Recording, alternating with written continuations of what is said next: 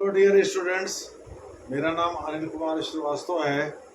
आप सभी लोगों को पता है कि अभी ऑपरेशन सिंदूर कुछ ही दिन पहले ख़त्म हुआ है, यानी 10 मई को ऑपरेशन सिंदूर ख़त्म हुआ है, जिसमें नरेंद्र मोदी जो देश के प्रधानमंत्री हैं, उन्होंने बिहार के मधुबनी में एक पब्लिक रैली को संबोधित करते हुए 24 अप्रैल को यह वादा किया था कि वह आतंकवादियों और उनके सरपरस्तों यानी उनके बैकर्स को मिट्टी में मिला देंगे।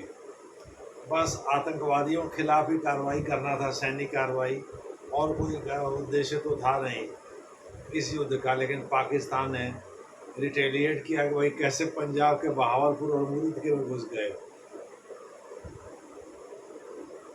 और उसके बाद से 4 दिन तक ये युद्ध चला। 4 दिन के संक्षिप्त युद्ध में बहुत नुकसान हुआ पाकिस्तान का, कुछ भारत का भी हुआ। भारत का अनुमानित रूप से 15,000 करोड़ रुपए पर डे के हिसाब से खर्च हुआ, लेकिन पाकिस्तान का भारी भरकम नुकसान हुआ। उसके 9 आतंकवादी शिविर तो तबाह हुए हुए, 11 एयरबेस भी तबाह हो गए। खैर,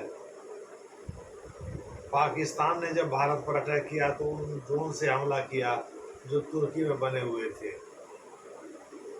दूसरे शब्दों में, टर्किश ड्रोन से हमला किया। यही नहीं, तुर्की का एक पानी का जहाज़ भी तमाम सैनिक साजो सामान ले करके और वह कराची बंदरगाह की ओर बढ़ा और पहुंचा भी। भारत ने उसको कोई नुकसान नहीं पहुंचाया। इसका सीधा मतलब है कि टर्की का जो राष्ट्रपति है रेसेप तैयब अर्दोगन, अब चाहे जिन कारणों से, चाहे वो विश्व का खलीफा बनना चाहता है, चाहे जो भी हो, वो इसी में अपना दबदबा बनाना चाहता हो,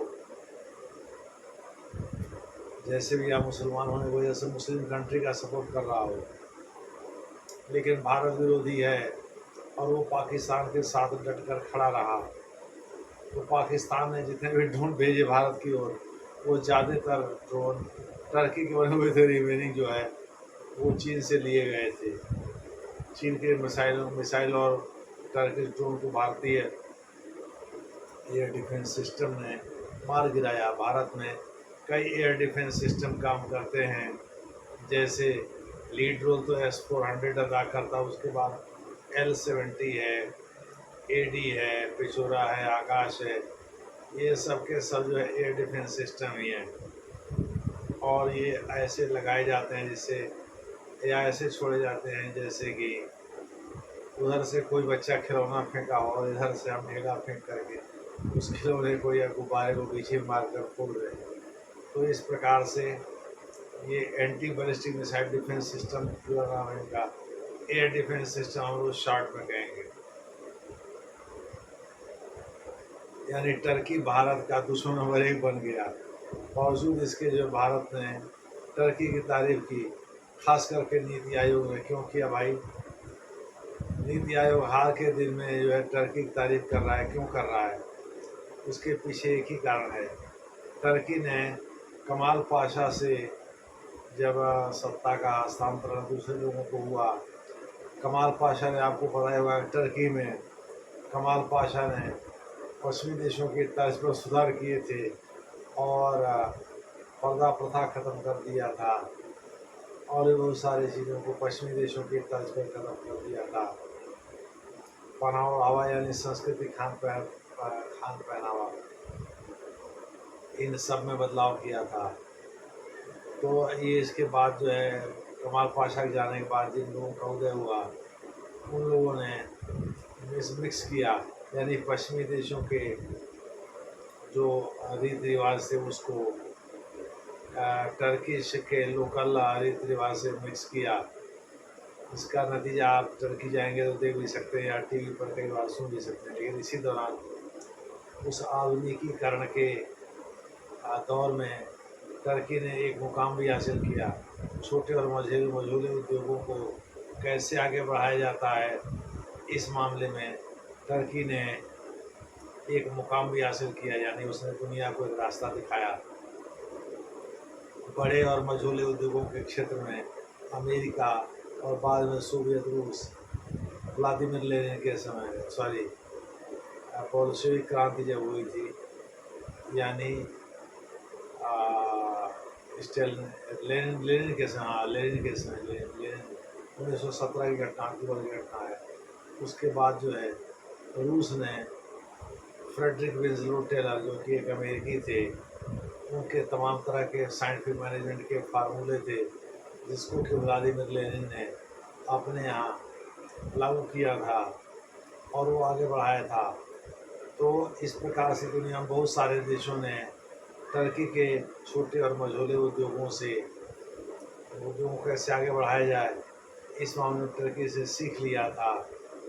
और ये सीख केवल यूरोप तक सीमित नहीं रहा, बल्कि लातिन अमेरिका में भी गया, बल्कि अफ्रीका में भी गया, बल्कि एशिया के अन्य भागों में भी गया, और यहाँ तक कि अमेरिकी और मध्य अमेरिकी देशों में भी फैला। दूसरे शब्दों में टर्की का ये मॉडल कि वही छोटे और मझोले उद्योग को कैसे आगे बढ़ाया जाए, ये बड़ा ही फेमस हुआ। तो नीति आयोग इसीलिए तुर्की की तारीफ कर रहा था, क्योंकि तुर्की भले ही हमारा जानी दुश्मन हो या जानी दुश्मन का साथी हो, लेकिन टर्की ने कुछ ऐसे अचीवमेंट किए हैं जिससे जिससे हम चीज़ों को सीख सकते हैं और हम अपने यहाँ उतार सकते हैं। उसी में छोटे और मझोले उद्योगों को का प्रबंध भी है, उनको लगाना और उनके प्लांट को लगाना और आगे बढ़ाना भी शामिल है, और इस कदर प्रोग्रेस करना कि ज़्यादा से ज़्यादा वहाँ के युवाओं को रोज़गार भी मिले और लोगों को उद्यमी लोग उसे आगे भी बढ़ाएं। इस प्रकार से मोटे तौर पर आप कह सकते हैं टर्की ने छोटे और मझोले उद्योगों को आगे बढ़ाने का जो नेतृत्व दिया है दुनिया को, भारत उससे भी सीखने के लिए लालायित है। इसी को ध्यान में रख कर के नीति आयोग ने तुर्की की तारीफ किया। दूसरे शब्दों में तुर्की ने खास करके 1940 और 50 के दशक में जिस प्रकार से छोटे और मझोले उद्योगों की नींव रखी और उन्हें आगे बढ़ाया, 70 के दशक में काफ़ी हद तक वो आगे निकल गया था।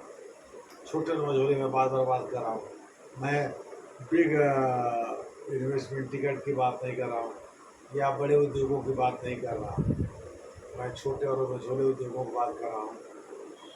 इससे तुर्की की बहुत सारी समस्याएं हल तो हुई ही, साथ ही उसके जीडीपी में इजाफा हुआ, उसका ट्रेड भी बढ़ा। छोटे उद्योगों, छोटे और मझोले उद्योगों में जो सामान बनते थे, बहुत आयात तो बनते थे और उनमें से कई को एक्सपोर्ट किया जाता था।